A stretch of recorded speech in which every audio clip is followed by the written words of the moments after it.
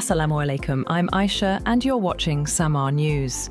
Here are today's headlines. Ukrainian President Volodymyr Zelenskyy says Kyiv is ready to deepen defense cooperation with Poland, offering expertise in countering Russian drones and sharing battlefield experience. Speaking in Warsaw, along with Polish President Karol Nawrocki, Zelenskyy said Ukraine knows how to defend against every type of Russian drone and can help protect neighbouring countries, underlining growing regional security cooperation in the face of ongoing Russian threats. Meanwhile, Ukraine has welcomed a €90 billion European Union loan agreed in Brussels, even as EU leaders failed to reach a deal on using frozen Russian assets to finance the support. President Zelenskyy called the package a major boost to Ukraine's resilience. The bloc opted to borrow funds directly after concerns over legal and financial retaliation, particularly for Belgium, stalled the asset seizure plan. Russia said the lack of agreement showed the risks Europe would have faced. Russian President Vladimir Putin has offered no compromise on his terms for ending the war in Ukraine on Friday, and accused the European Union of attempting daylight robbery of Russian assets. Putin set out the Kremlin's stance on the war in the opening moments of his annual end-of-year press conference, a marathon event that typically runs for some 4 hours. He said he did not see readiness on the Ukrainian side to agree a peace deal, but there were certain signals it was willing to engage in dialogue.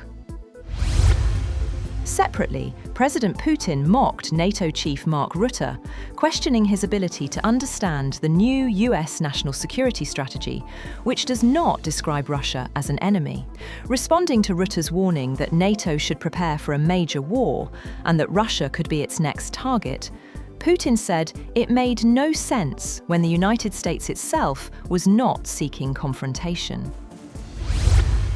Russian technology companies working on air defense, sensitive electronics, and other defense applications have been targeted in recent weeks by a cyber espionage group using AI-generated decoy documents. According to a cybersecurity analyst, the discovery by cybersecurity firm Intesa shows how AI tools can be easily harnessed for high-stakes operations and offers a rare look at hacking campaigns targeting Russian entities.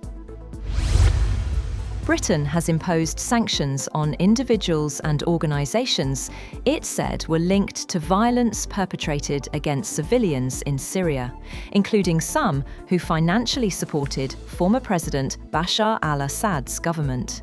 A statement said the government measures were targeted at individuals involved in coastal violence in Syria in March, as well as historic violence committed during the country's civil war. Pakistan has strongly condemned India's unilateral suspension of the Indus Waters Treaty, calling it a violation of international law and a grave threat to regional peace.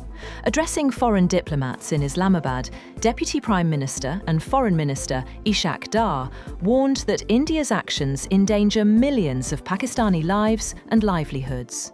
Dar said India's unilateral suspension of the treaty is against international law and the Vienna Convention.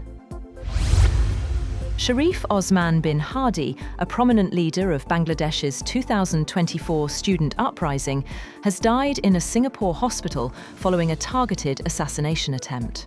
Hadi was considered a potential candidate for the Dhaka 8 constituency in upcoming elections. He was shot in the head on December 12 while travelling in an auto rickshaw in Dhaka by attackers on a motorcycle.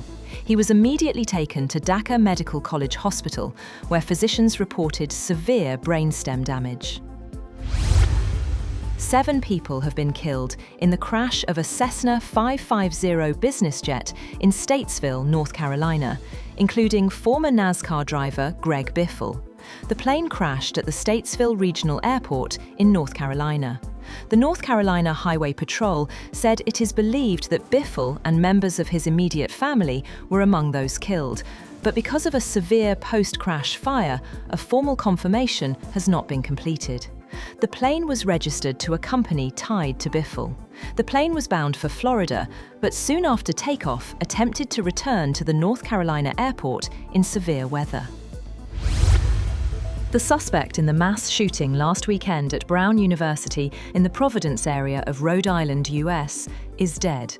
As investigators said, he also killed a Massachusetts Institute of Technology professor 2 days after the rampage at Brown. Officials said the gunman, identified as a Portuguese national, attended Brown University more than 2 decades ago, but his motive remains a mystery. US Attorney Leah Foley in Boston said Valenti was deceased. He had been a PhD student in physics who was familiar with the building where the shooting took place, officials said. And artisans in the Mexican town of Acalman are keeping a centuries-old tradition alive, crafting piñatas by hand ahead of the festive season. From bright paper and glue to careful shaping, each piñata carries cultural and religious meaning, especially during Christmas posadas, where families gather to celebrate, sing, and share a moment of joy passed down through generations. That's all for now. For more updates, visit www.samaa.tv. Thank you for watching Samaa News.